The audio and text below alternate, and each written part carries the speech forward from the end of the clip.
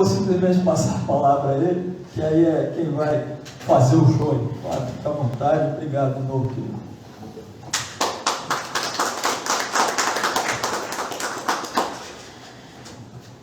Gente, boa noite. Muito obrigado. Não, é verdade.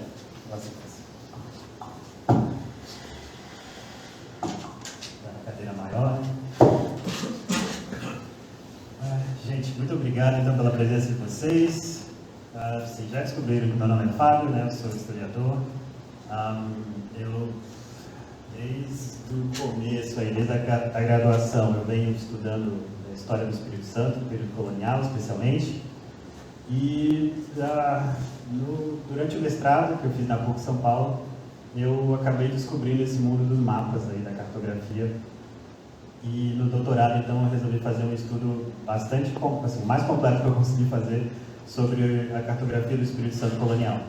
Então, eu juntei aí uma série, mais de 40 mapas, né, do Espírito Santo, principalmente do século XVI e século XVII, e fiz uma análise desses mapas para entender tipo, como que eles eram feitos, por que eles eram feitos, né, no final das contas.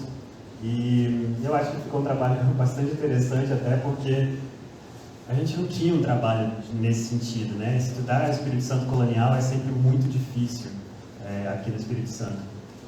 Às vezes a gente tem dificuldade de acessar os documentos, e como não tem muitos trabalhos, né, semelhantes ou parecidos, às vezes também é muito difícil você buscar informações sobre esse assunto.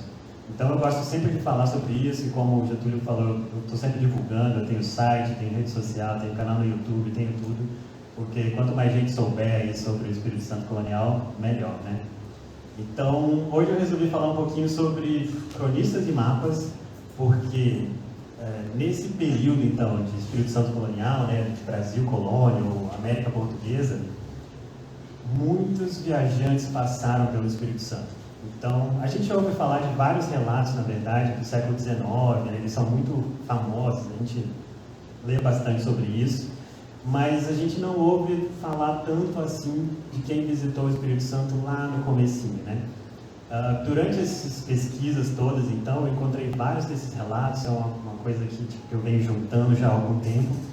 E durante o doutorado eu percebi uma coisa bem legal, que era essa relação entre os relatos, né, desses viajantes, desses cronistas, e os mapas que foram feitos do Espírito Santo. Então a gente vai falar um pouco sobre isso hoje. Espero que vocês gostem do assunto.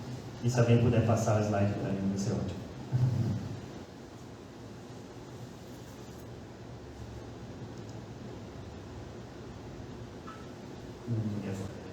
Pronto. Vamos lá. Eu resolvi então começar com uma citação aqui do Maquiavel. O Maquiavel escreveu O Príncipe, né, que é aquele livro super famoso e tudo mais, que fala sobre como os príncipes europeus deveriam se comportar. E lá ele tem uma citação, ele tem uma passagem muito interessante, que ele fala que o príncipe deve aprender a natureza dos lugares, basicamente conhecer os lugares, né, principalmente os que estão sob o domínio dele, né? E ele fala, esse conhecimento será útil de duas maneiras. Para a gente vai interessar principalmente a primeira aqui, né, que primeiro se aprende a conhecer o país, o que permite melhor planejar a sua defesa. E aí depois disso ele vai falar sobre como ele pode usar isso para atacar também os outros países, né? Mas é muito interessante, então, porque o Príncipe foi escrito lá no comecinho do século XVI, né, 1500 alguma coisa, 1532, se não me engano, que ele foi publicado, e ele mostra como que era importante, então, para as coroas europeias nessa época, conhecerem os seus territórios, né? A gente está falando aí desse começo dos descobrimentos, né, da formação dos impérios ultramarinos, né, principalmente de Portugal, mas também da Espanha, da Inglaterra e tudo mais. Então, existia essa dificuldade, esse momento em que, de repente, essas coroas europeias não conseguiam enxergar mais os seus próprios territórios, né?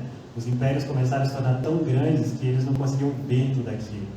Então, conhecer os lugares passou a ser extremamente importante para esse pessoal, para eles, né, conseguirem se planejar, né, e manter os seus impérios funcionando.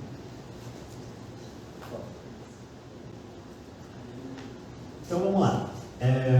Existem então duas coisas muito interessantes aí. Existe um lado da escrita, né, e o lado visual, o lado da visão.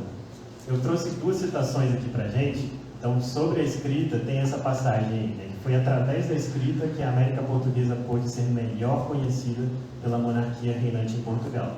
E dessa forma, conectada ao vasto Império Luso, Império de papel, não se pode nunca esquecer. Então, o que é interessante nessa passagem?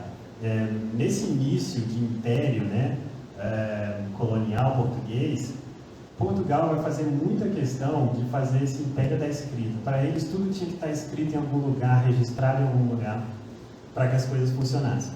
Então, para eles não bastava que tivesse alguém aqui no Brasil fazendo o império funcionar, fazendo cana-de-açúcar e mandando de volta, né, plantando cana-de-açúcar, fazendo açúcar e mandando tudo de volta para Portugal. Não, eles queriam saber tudo o que estava acontecendo. Então, eles incentivavam que as pessoas escrevessem textos, né, falando sobre a colônia, como que estavam as coisas, como tudo funcionava, e eles recompensavam isso com benefícios. Então, era realmente uma política imperial portuguesa que houvesse essa parte escrita aí, narrando como que as coisas funcionavam aqui no Brasil. E aí, então, tem um outro lado que é esse Império da Visão. E aí eu trouxe uma outra citação que fala sobre o Filipe I de Portugal, que era Filipe II da Espanha, aí no começo da União Ibérica. Né? E aí a Bárbara Mundi vai falar que da mesma forma que Filipe, né, dava como presente cópias do seu retrato, então ele saiu por aí distribuindo retratos próprios, né? Assim como o nosso amigo aqui, Dom Pedro, aqui atrás, para que seus súditos e parentes tivessem pelo menos uma imagem do seu rei isolado, porque o seu império era tão grande, né, que ele não conseguia mais acessar essas pessoas, o próprio Filipe comissionou mapas para ter uma imagem dos seus reinos inalcançáveis. Seus avós itinerantes viram e foram vistos, né? O ocidentário Filipe recebeu e enviou imagens ao invés disso. Assim como o retrato substituiu a própria presença do rei, também o mapa substituiu sua visão. Então ela faz questão aqui de mostrar, né, aquilo que eu estava falando, que as coroas eles não conseguiam mais visualizar tudo aquilo. Né? O Filipe ele podia dar uma volta lá de cavalo pela Espanha e por Portugal se ele quisesse, mas ele não ia atravessar o oceano para vir conhecer as colônias dele aqui na América do Sul. Né? Então os mapas eles vão vir exatamente para substituir, né, essa falta aí, entrar no lugar dessa falta, e vai ser essa coisa, né? Durante o Renascimento, então, o mapa ele era literalmente olhar para o mundo, né? Tipo, era a visão que eles tinham do mundo, literalmente, era aqueles mapas que eles faziam. Beleza, então, o que vai acontecer? Eu estava falando aqui no começo sobre os cronistas, né, dos mapas do Espírito Santo, e que nesses primeiros séculos de colonização a gente teve esses vários viajantes aqui. Dos mapas que a gente tem até hoje, são aí mais ou menos 40 mapas, né? Entre 1590 e 1670, 1680, assim, aproximadamente. Muitos deles portugueses, mas também temos diversos mapas que são holandeses, né? E alguns outros assim mais perdidos, franceses, por exemplo. Mas a gente tem uma certa coleção, assim, por assim dizer, de mapas que permite com que a gente faça séries e faça análises desse conteúdo, né? E aí, como eu falei também, então, que é o grande ponto aqui da conversa, que é isso, essa relação entre os relatos escritos e as imagens dos mapas. Por quê? A gente vai ver daqui a pouquinho como que os primeiros mapas, os primeiros cartógrafos, eles não vinham para o Brasil fazer os mapas deles, né? Esses mapas eram feitos lá de Portugal. Então, como é que um cara lá em Portugal vai poder imaginar, né, o Espírito Santo e pintar aí o Espírito Santo sem ter estado aqui? Né? Então, isso acontecia principalmente através dos relatos. Então, eles recebiam esses textos, né, que a coroa portuguesa incentivava que fossem escritos dessas viagens, como que era o Brasil, como que era a costa, a descrição das vilas, como viviam os portugueses aqui. Esses textos vão cair na mão desses cartógrafos reais, né, que eram contratados pela coroa para fazer esses mapas, e aí, a partir dos textos, então, é que eles constroem essas visões, né, que eles tinham da América Portuguesa. Beleza, então aqui eu só queria listar para vocês alguns desses textos, né, de viajantes, textos, cartas, crônicas que eles escreviam. Tá pequenininho, mas eu posso mandar tudo para vocês depois. mas é só para mostrar que, na verdade, a gente tem uma série de fontes históricas, né? São bastantes fontes históricas aí de textos que a gente consegue ir atrás para a gente ler um pouquinho sobre como que era o Espírito Santo nesses primeiros séculos da colonização. Então, eu sempre sentia muita dificuldade durante as minhas pesquisas de encontrar, né, pessoas que pesquisavam esses documentos, que analisavam esses documentos, porque sempre há essa questão tipo, da falta, né? É muito difícil, não existem documentos do período colonial, mas na verdade eles estão por aí, exige uma pesquisa com certeza, mas eles estão aí, tem bastante coisa para a gente ler, e é uma coisa que eu pretendo assim, continuar compartilhando também com vocês. Beleza, então vou começar a falar para vocês agora sobre os mapas, mostrar alguns mapas, que é a parte legal, né, da pesquisa toda, mas pode passar mais um aí. Eu queria começar falando desse mapinha aqui. É um mapa bem pequenininho, ele tem tipo 10 centímetros assim de largura, tipo um livrinho mesmo assim de mão, né? Ele está no primeiro atlas, por assim dizer, né, do Brasil, que é o roteiro de todos os sinais da costa do Brasil, foi feito pelo Luiz Teixeira, né, que era um cartógrafo real, né, da coroa portuguesa.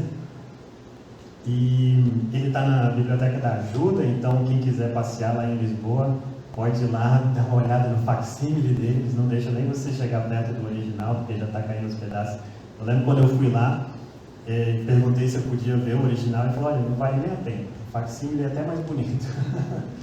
Então, essa cópia, inclusive, foi eu que pedi para eles digitalizarem, mas não tinha ainda uma digitalização tipo, nova, recente, assim, né, com qualidade do mapa do Espírito Santo. Mas esse, então, é um atlas que traz, assim, primeiro conjunto de mapas mesmo da costa do Brasil, né? Um deles, então, é esse mapa do Espírito Santo. Mas é muito interessante também que ele é de fato um roteiro de navegação, né? Então ele vem com um texto, na parte de cima tem um texto, o texto era o principal, né? Os mapas eles ilustravam o que o texto estava dizendo. E aí nós temos esse mapa que é muito interessante, é pequenininho como eu falei, o texto lá em cima vai descrevendo tipo, a parte de navegação, como que é a aproximação da costa, com o que ele tem que ter cuidado, né? Qual que é a latitude, onde que ele vai encontrar o Espírito Santo. E aí no próximo slide a gente tem uma versão maior dele, dá para a gente olhar com mais carinho. Dá para ver aí então, a gente tem a vila aí do Espírito Santo, né? É até interessante, essa que é a parte legal. Mas lá no meio então tem escrito Vila do Espírito Santo, né? Tem Serra do Mestre Álvaro aqui, lá embaixo, né? Do outro lado tem a terra que vai para Cabo Frio, então tipo é o caminho para o sul, né? Tem aquelas ilhas principais, né? Ilha de Dom Jorge, ilha, né? De Valentim Nunes, que é a Ilha do Frade, Ilha do Boi, né? Esses caras aí foram alguns dos primeiros sesmeiros, né? Eles eram novos portugueses que vieram para cá, né? Junto com Vasco Fernandes Coutinho, e receberam as ilhas como doação. A gente consegue ver vários nomes, na verdade, e às vezes a gente não pensa muito nisso, né? Mas boa parte desses caras eram sesmeiros, né? Pessoas que receberam sesmarias como doações, né? São doações de terra, basicamente. Eles eram meio que obrigados lá por documentos a produzir, né? Plantar, produzir, cana-de-açúcar, principalmente nessa época, para aumentar e ter alguma produtividade na colônia. Então a gente tem a ilha de Anavás também, por exemplo, né? Tem ali o Monte de João Moreno, por exemplo, ali no cantinho, é um mapa bem legal, né? Serra do Mestre Álvaro, etc. E aí tem um detalhe muito interessante que às vezes passa um pouco batido, é que ali no cantinho onde deveria estar a Vila Velha, né, em cima do Monte do João Moreno, que está até abreviado, se vocês derem uma olhada, está escrito Vila Velha de NS da Vitória, Nossa Senhora da Vitória. Então, tem um errozinho aí, né? Ele entendeu que a Vila Velha é do lado de lá, mas ele está achando que a Vila Velha era a Vila de Nossa Senhora da Vitória. E do lado de cá, no meio da ilha lá, ele escreve Vila do Espírito Santo. Então, tipo, ele tem uma inversão dos nomes aí. E isso mostra pra gente tipo, que ele claramente não esteve aqui, né? Se ele tivesse vindo aqui no Espírito Santo, né, conhecido a região, ele não faria esse erro certamente. Então, de onde que vem, no final das contas, esse equívoco aí nos nomes das vilas? Você pode passar aqui. Tem um texto, então, do Gabriel Soares de Souza, né? É um livrinho chamado Tratado Descritivo do Brasil, foi publicado em 1587. E o Gabriel Soares de Souza, ele faz uma narrativa bem interessante assim, do Brasil, desses primeiros anos da colonização. E ficou para mim muito claro, na verdade, que o Gabriel Soares de Souza foi uma das fontes do Luiz Teixeira. É engraçado porque o Luiz Teixeira, ele, na verdade, veio até o Brasil. Só que ele provavelmente não veio até o Espírito Santo, né? Ele conheceu, viajou por aqui, passou, se não me engano, 1 ou 2 anos pelo Brasil, conheceu parte da costa brasileira, mas pelo Espírito Santo não existe relatos ou comprovação de que ele esteve aqui. Então ele provavelmente foi buscar informações do Espírito Santo em outro lugar. E aí, para mim, é bastante claro que ele pegou isso do Gabriel Soares de Souza. Eu trouxe para vocês um trechinho aqui do Gabriel, que fala lá, né? Tipo, Vasco Fernandes Coutinho, ele está falando, que chegou à sua capitania, na qual desembarcou e povoou a vila de Nossa Senhora da Vitória. Aqui agora chamam a Vila Velha. Então o erro, na verdade, parece que está vindo daqui, né?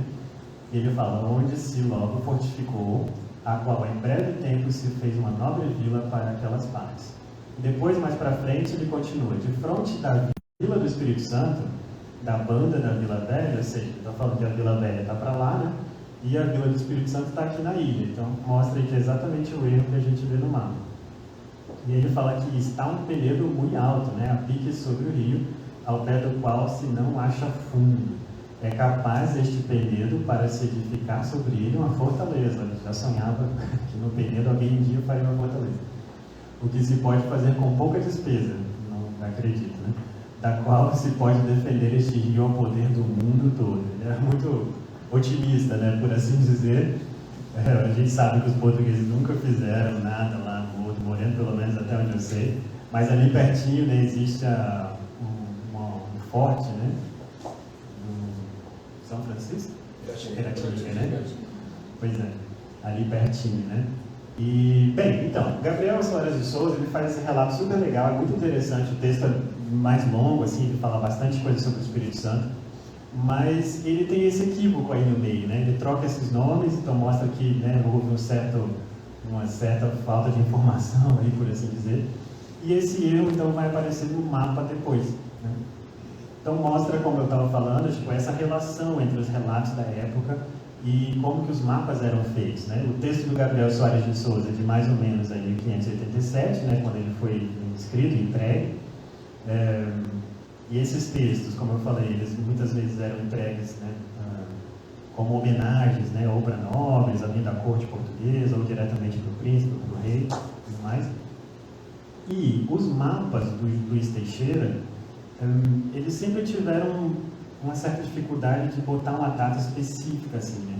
Antigamente acreditava-se aí que provavelmente era de 1586 ou alguma coisa parecida, porque foi antes disso que ele veio para o Brasil. Mas esse tipo de relação, por exemplo, que mostra que ele foi certamente influenciado aqui pelo Gabriel Soares de Souza, mostra que a carta dele, na verdade, é posterior, né, a esse livro. Então, hoje em dia, estabelece-se aí que o trabalho dele, que é o roteiro de todos os sinais, é provavelmente de 1590, né, ele é posterior a esses documentos aí do início da colonização. Então, esse é um mapa super legal, assim, bastante interessante, né? E aí eu queria mostrar um outro trabalho, então, para vocês.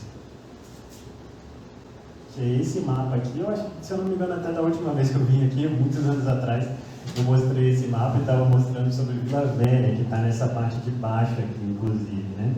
Lá em cima a gente tem a Vila do Espírito Santo, a Vila de Vitória. Esse mapa é bem legal, porque até tem um navio, um barco ali, né? Bem grande, e a gente vai olhar ele em detalhes aqui na frente. Esse mapa, então, ele é meio que anônimo, assim, né? Sugere-se que ele foi feito por um engenheiro italiano, napolitano, chamado Alexandre Massai. O Alexandre, ele foi contratado pela coroa portuguesa, aí no início do século XVII, ele era um engenheiro, né? E ele foi chamado para dar uma olhada nas fortificações portuguesas, principalmente em Portugal, né? Para fazer restauração, essas coisas, e aí ele também fazia desenhos, né? Tipo plantas e tudo mais, dessas fortificações portuguesas.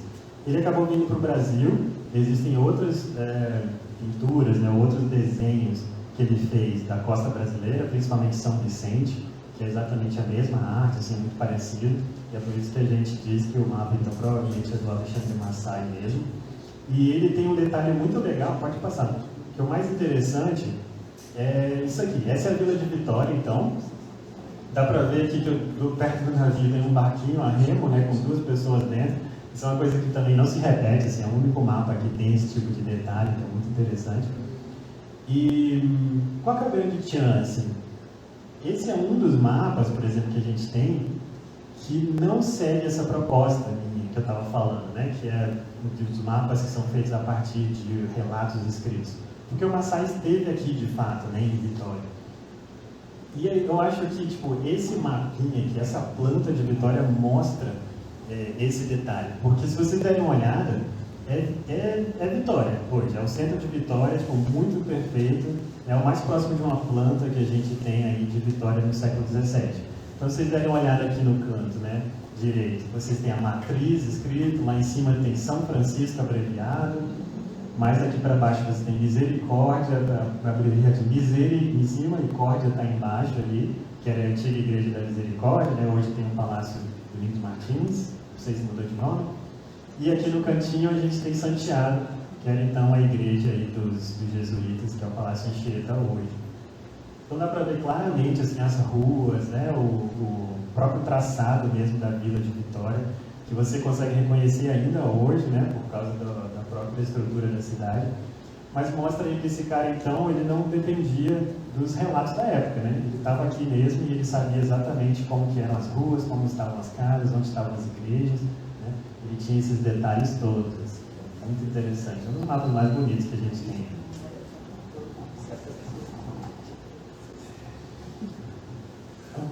Tá bom. Esse mapa aqui, eu acho que esse aqui é mais conhecido de todo mundo, ele aparece por aí algumas vezes, né? A gente conhece. Ele tá, o mapa, esse aqui está na Biblioteca Municipal do Porto, lá em Portugal. O anterior estava na Biblioteca Nacional da Espanha, lá em Madrid. E esse aqui é muito interessante. Foi o primeiro mapa assim, que eu fui estudar de verdade durante meu mestrado, porque na minha dissertação de mestrado fala sobre a Serra das Esmeraldas, que é uma lenda, né? Do período colonial, que as pessoas, né, os colonos acreditavam que existia uma serra que era tão cheia de esmeraldas que ela brilhava no sol, no meio-dia você não conseguia nem olhar na direção dela de tanto que ela brilhava, essas coisas todas, né? E eles passaram muito tempo, tipo, mais de 100 anos aí, buscando essa Serra das Esmeraldas, e eles acreditavam tanto que eles colocavam no mapa. Normalmente quando você coloca uma coisa no mapa é porque você tem certeza que ela está lá, né? Então, se vocês derem uma olhada lá em cima, né, dá para ver lá Serra das Esmeraldas, bonitinho, no morro. Aí tem uma lagoa embaixo que muitas vezes aparece nas lendas também brasileiras, como Eupana, né, que era uma lagoa que os portugueses acreditavam, a partir dos relatos indígenas, que era muito cheio de riquezas também, pedras preciosas, né, gemas e tudo mais. E que dessa lagoa sairiam rios que distribuiriam essa riqueza pelo Brasil inteiro. Então essa lagoa, ela aparece em vários lugares diferentes, em vários mapas diferentes, né? Mas com o tempo convencionou-se que ela ficava próximo à Serra das Esmeraldas, porque uma coisa está ligada com a outra, né? As gemas de pedras preciosas e tudo mais. Então ela aparece aqui nesse mapa. Esse mapa então ele é português, feito por um cara chamado João Teixeira Albernaz. O João Teixeira, ele era neto do Luiz Teixeira, que a gente estava vendo agora, aquele primeiro mapa que a gente olhou. Então, a gente está vendo aí quase uma dinastia, né? São uma família de cartógrafos mesmo, que cuidavam aí desses mapas reais, né, da coroa portuguesa. Beleza. E aqui, qual é o interesse, então, desse mapa? Eu destaquei aqui nessa parte das esmeraldas, essa aqui ficou pequenininha, a gente não precisa ler lá não, mas qual que é o ponto? Esses mapas, então, ele é um atlas, é um conjunto de mapas que falam do Brasil todo, mas esses mapas, eles acompanham um texto, né? Um texto que foi escrito meio que em conjunto com o mapa. E esse texto foi escrito por um cara chamado Diogo de Campos Moreno, ele é um oficial da coroa portuguesa, e ele é mandado para o Brasil para ele fazer esse relato, essa razão do Estado do Brasil, que é o nome do livro dele, vai falar detalhes da economia da colônia brasileira, né? Então ele vai meio que passar por todas as capitanias, vai conhecer como que elas funcionam, né? O livro dele tem tabelas de valores, quanto que eles gastam com os párocos, por exemplo, das igrejas, quanto que eles ganham vendendo açúcar, né? Muito detalhado, é um livro super legal, né? De 1612 lá. E aí, nesses textos todos, ele escrevia e ele era acompanhado então com os mapas que eram feitos a partir dos relatos que ele, né, botou nesse livro. Então, no mapa do Espírito Santo, ele faz muita questão de falar sobre essa questão das Serras Esmeraldas, por exemplo. E aí ele vai falando lá, ele escreve, né? Tipo, deles se fazem ao sertão, que está falando dos rios, né? Pelo Rio Doce, particularmente para a Serra das Esmeraldas. Legal. Como se vê no ponto A. E aí, se vocês derem uma olhada aqui embaixo, na pontinha, tem um mar vermelho, bem na entrada do Rio Doce, né? Depois ele vai falando sobre a passagem pelo ponto B, C, D, até chegar no ponto E lá em cima, na lagoa, que fica na base da Serra das Esmeraldas. No mapa, vocês vão ver que não tem outras letras, né? Você só tem o A e o E. Mas, o que acontece? Esse mapa ele tem cópias, né? Versões diferentes desse mapa. Que é muito interessante porque é um mapa manuscrito, então quer dizer que além de, ele não só pintou uma versão, mas ele pintou pelo menos mais duas, né? A gente conhece 3 versões diferentes desse mesmo mapa. Então nos outros mapas às vezes aparece a letra B ou aparece a letra D, então meio que cada um ficou com uma letra, assim, por algum motivo que a gente não conhece. Mas então ele narra exatamente o roteiro para você chegar na Serra das Esmeraldas. Mesmo assim ninguém nunca chegou lá, né? É muito legal isso aí. Uma coisa que ele fala, então, por exemplo, é de um cara chamado Marcos de Azevedo, que era um colono que vivia aqui, né, em Vitória, no Espírito Santo. E aí o Marcos e o Miguel de Azevedo eram irmãos, né, que ficaram famosos aqui, porque tinham cargos importantes e tudo mais. O Marcos ficou principalmente porque ele fez o primeiro roteiro, né, para a Serra das Esmeraldas, e isso lá em 1611, se eu não me engano, que ele disse que teria ido até a Serra das Esmeraldas, trouxe algumas pedras verdes, inclusive foi até Portugal para apresentar essas pedras verdes lá diretamente para a corte portuguesa, e depois voltou e conseguiu permissão para fazer outras entradas. Os filhos dele depois também fizeram outras entradas, e ninguém nunca mais achou, né? Lógico. Mas quando ele foi para lá, então, para Portugal, para falar sobre essas descobertas, etc., ele provavelmente conheceu o nosso amigo aqui, o Diogo de Campos Moreno, porque o Diogo fala que recebeu o relato diretamente do Marcos de Azevedo, né?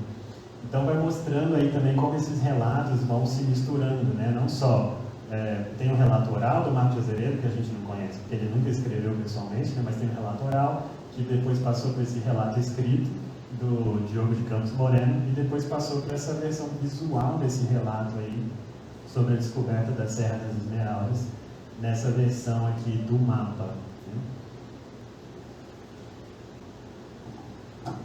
Ok. Esse aqui é um outro mapa, então, de outro João Teixeira Albernaz, né? Esse aqui é o que a gente chama de O Novo, provavelmente filho do outro, né? Que era o Velho.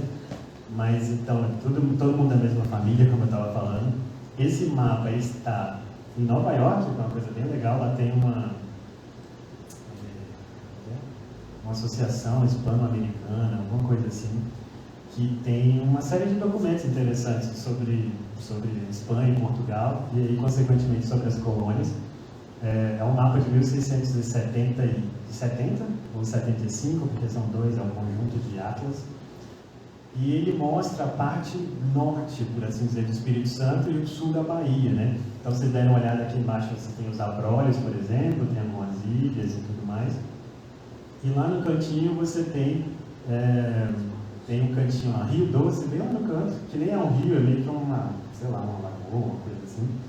E do lado tem escrito Rio dos Reis Magos, que está meio mal colocado, assim, também parece um equívoco aí do cartógrafo, né?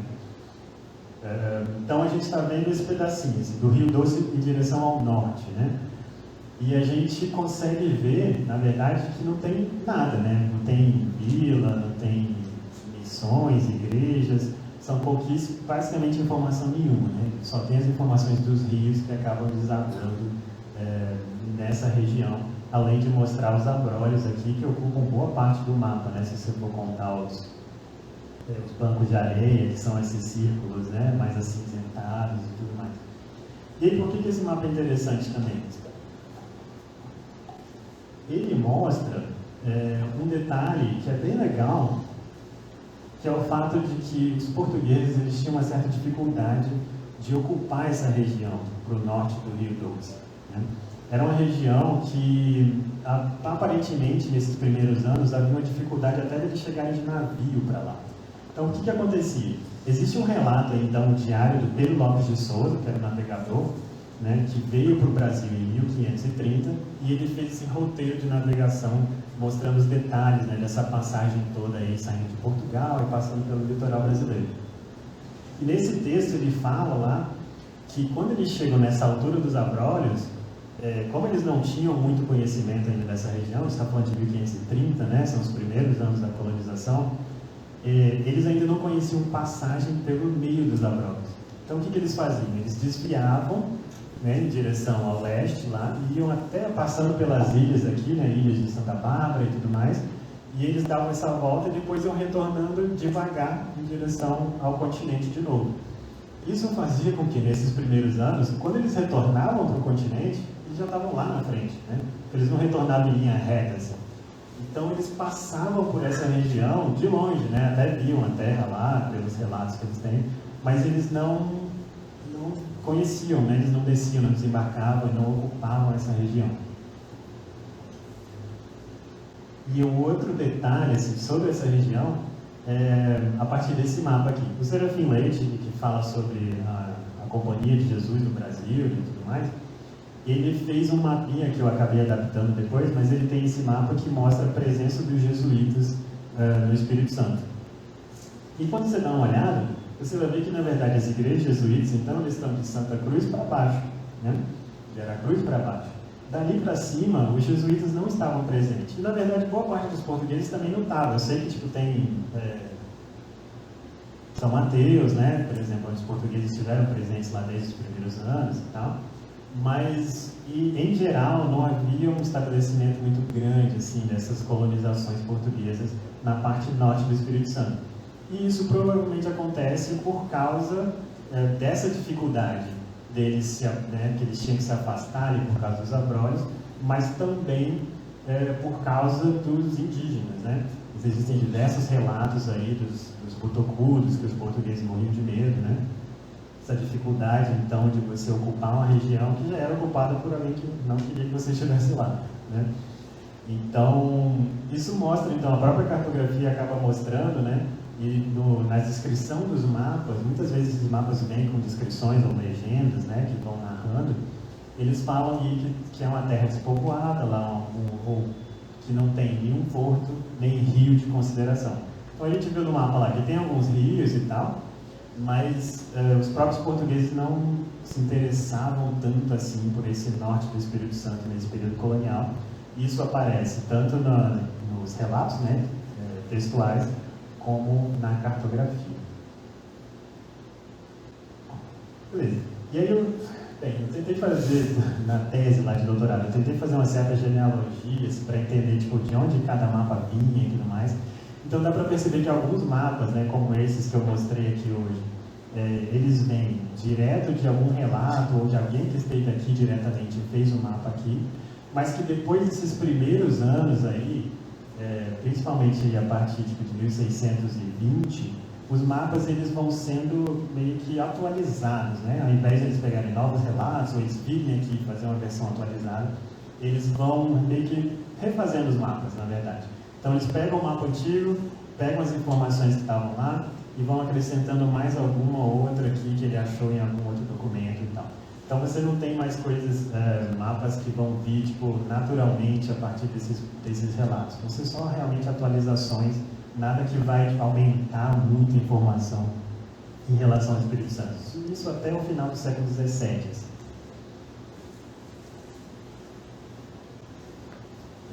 Aí pode passar isso. Eu queria mostrar mais alguns mapas, mas como eu falei, tipo, não são mapas necessariamente inspirados nos relatos, mas mapas que vão mostrando como que os portugueses iam atualizando essas informações, né? Então esse mapa aqui, ele foi feito lá em 1642, ele meio que uma certa atualização aí daquele primeiro mapa que a gente viu do Luiz Teixeira, que mostra a Ilha de Vitória, né? Só que ele vai mostrar um pouco mais, ele vai até a ponta do Rio Doce aqui, no cantinho. Então ali em cima a gente consegue ver Reis Magos, por exemplo, tem umas casinhas em volta de uma cruz, né? Que mostra a missão de Reis Magos aqui, bem quase no meio do mapa, e a Ilha de Vitória ali. E aí no próximo slide tem uma versão ampliada da Ilha de Vitória, vou passar, por favor. Que mostra, tipo, como eles tinham informações, né, na verdade. Então, você consegue ver lá os engenhos, né, que são os trapiches que tem ali, e aí tem o engenho lá de Leonardo Frois, lá em cima, do Azeredo aqui embaixo, que era o Marcos de Azeredo, né, o Francisco de Aguiar. Então, é bem legal aí os engenhos, né, alguns deles aparecem em alguns mapas.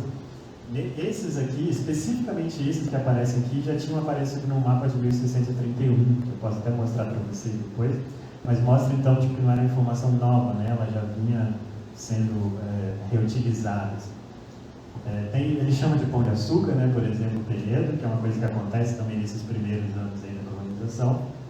Tem Vila Velha, e aí dentro de Vitória você tem aquelas igrejas, principalmente, bem, as principais igrejas, né, de Vitória dessa época.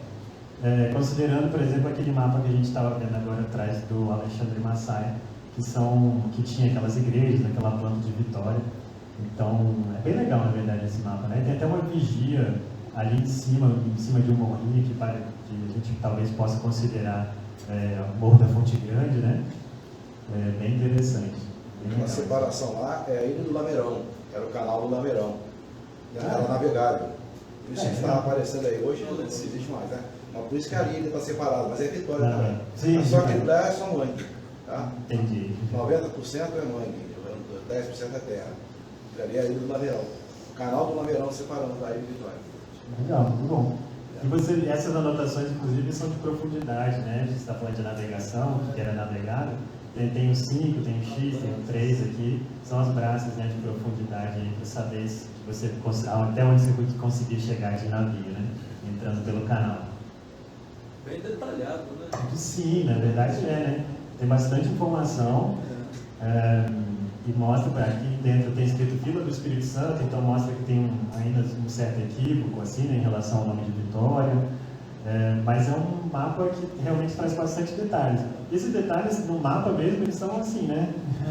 Então é sempre bom essa parte da digitalização que a gente está vivendo na história, porque a gente consegue ver esse tipo de coisa muito mais de perto, né? Professor, só um comentário. Que você, olhando esse mapa, você acredita que essa arquitetura era a arquitetura como a do Alexandre Massai. Porque quando você olha isso aqui, parece arquitetura alemã. Sim. Porque nós nunca tivemos torre dessa altura aqui, nessa época. Sim. Jamais tivemos torre dessa altura nessa época. Inclusive, esse daí, por exemplo, é um mapa que foi feito por holandeses, né? Então, Pois tipo, esses com a certeza não estiveram representação no deles, Brasil. como eles não estiveram aqui, Exato. é dessas torres altíssimas que nós não tivemos. Absolutamente. Se olhar a ideia do Rosário, por exemplo, Vila Velha. Sim, exatamente, né? Então, Só uma perguntinha. Como são os primeiros mapas que mostram o Espírito Santo, né? A primeira cartografia que surgiu, e os nomes já estão grafados ali, Morro Moreno, Mestre Álvaro. Quem deu esses nomes? Como é que aconteceu? essa é uma boa pergunta, né? Então, boa parte desses nomes tem a ver com o que eu estava falando lá no começo. Eram pessoas, provavelmente, que vieram, estiveram aqui. Falou João Moreno, João Moreno. Sim, João Moreno, né? E que receberam as ilhas ou territórios como doação, como sesmarias, né? Recentemente eu estava lendo sobre o Mestre Álvaro, que parece que foi uma homenagem ao filho de um capitão de navio. Isso apareceu para mim, tipo, semana passada, assim, uma coisa que eu nem sabia. Mas foi algum dos padres jesuítas que resolveu chamar o nome da serra lá de Mestre Álvaro por causa desse capitão que ele gostava e resolveu homenagear o filho do capitão. Mas os outros nomes em geral são relacionados, até onde a gente sabe, às pessoas que vieram para cá e que ocuparam essas regiões, né, e que aqui estiveram. Pode passar, obrigado. Ok, e aí eu queria mostrar também esse daqui. Esse é um mapa holandês, já é lá do final do século XVII, 1680. Eu vou mostrar algum detalhezinho para vocês ali, mas ele mostra basicamente a costa do Espírito Santo, né, como se ela fosse uma linha reta, assim. A maior parte do mapa é só linhas traçadas, mas lá no cantinho você tem o Espírito Santo. E esse mapa ele pega bem no norte da Bahia e vai até o sul do Rio de Janeiro. Então ele passa o Espírito Santo inteiro, assim, um pouco mais, né?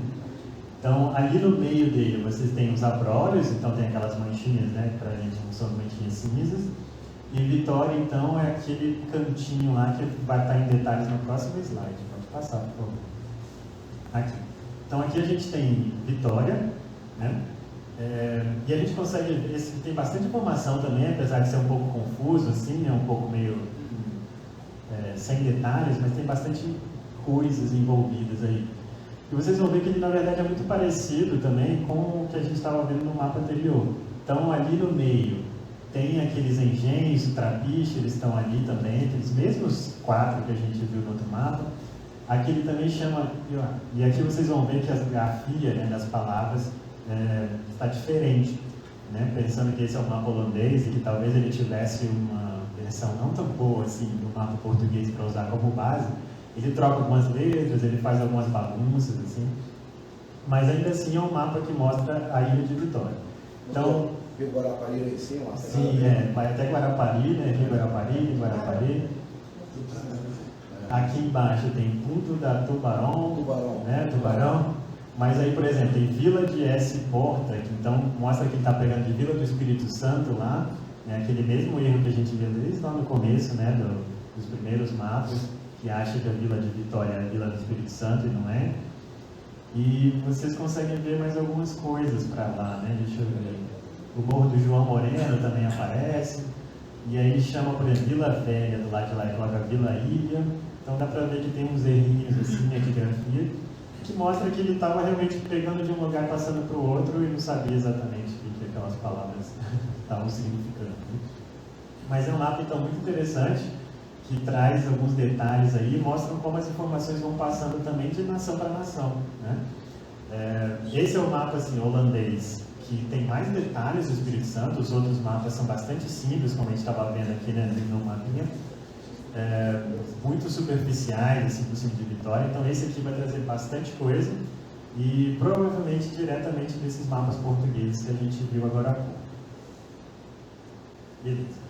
Então, só para terminar aqui, vamos lá. Poucos então foram esses membros da corte portuguesa que estiveram no Brasil, que é o grande ponto aqui nosso, né? E menos ainda os que pisaram por aqui nos séculos XVI e XVII, né? Esses mapas eles tinham como objetivo criar para os europeus um espelho do mundo. Então, como esses europeus não vinham para cá, né, a gente sabe que a primeira corte europeia a vir para a América foi a própria corte portuguesa, né, em 1808. E até lá, então, esse pessoal não vinha para cá, né, de nenhuma nação europeia, eles não atravessavam o oceano para conhecer suas colônias.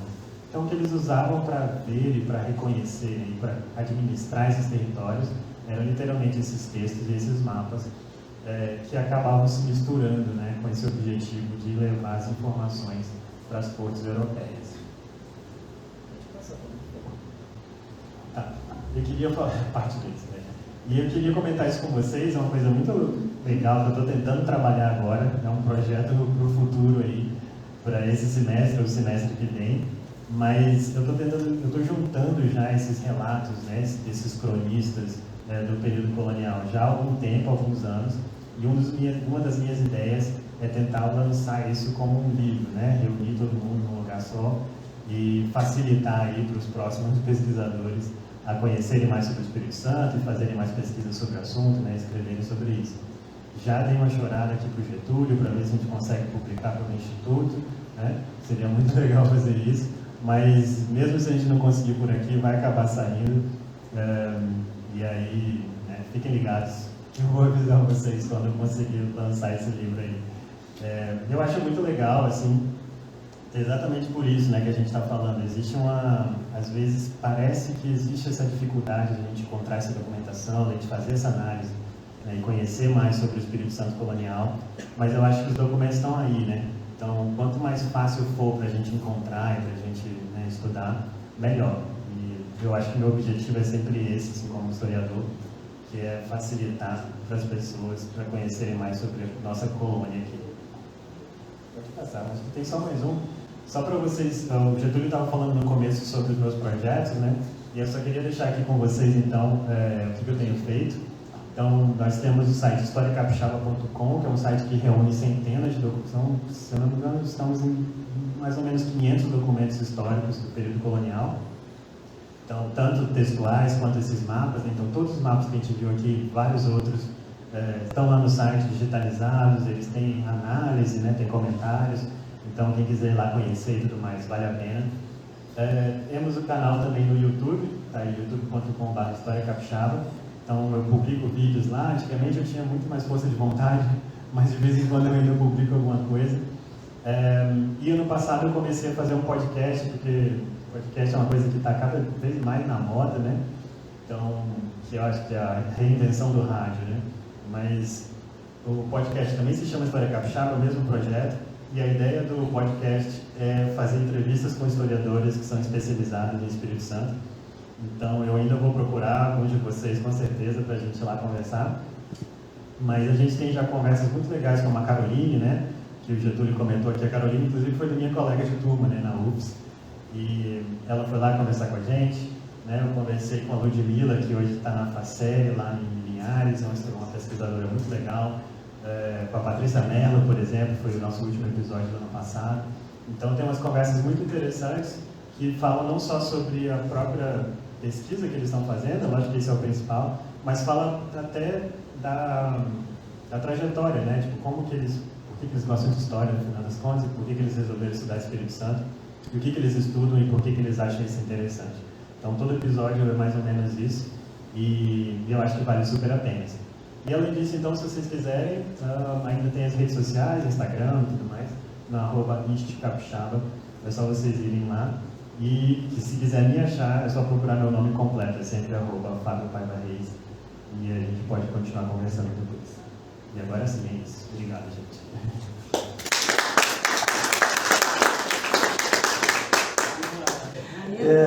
Eu queria agradecer, Fábio, muito a sua vinda aqui, a sua exposição para nós aqui. Eu acho que qualquer coisa que você fale sobre esse assunto chama muita atenção. É muito interessante como a gente essas informações não circulam, né? E um pesquisador como você que vai atrás fuçador, um pesquisador que é fuçador como você, é sempre muito bom da gente ver. Então, quero te agradecer a sua vinda aqui, a generosidade da sua exposição. Dizer que o Fábio está deixando aí, né, um livretinho sobre o trabalho dele, e a partir daqui eu sugiro, porque eu estava um dia ali olhando, entrei no site dele, deu essa ideia de convidá-lo, ele veio, e a partir daqui eu pretendo que a gente desenvolva outras ideias e outros trabalhos aí, vamos conversar sobre isso. De forma que eu sugiro a todo mundo que, de fato, dê uma olhada lá no trabalho do Fábio, que é muito bom, desde sempre é muito bom. E aí, senhores, eu quero agradecer mais uma vez a presença de todos, sem, obviamente, o público. Não há sentido em fazer nenhuma atividade no Instituto Histórico. O Instituto Histórico vive da presença do associado e dos nossos convidados. Então, devido ao avançado da hora, estamos encerrando. Obrigado a todos e uma boa noite.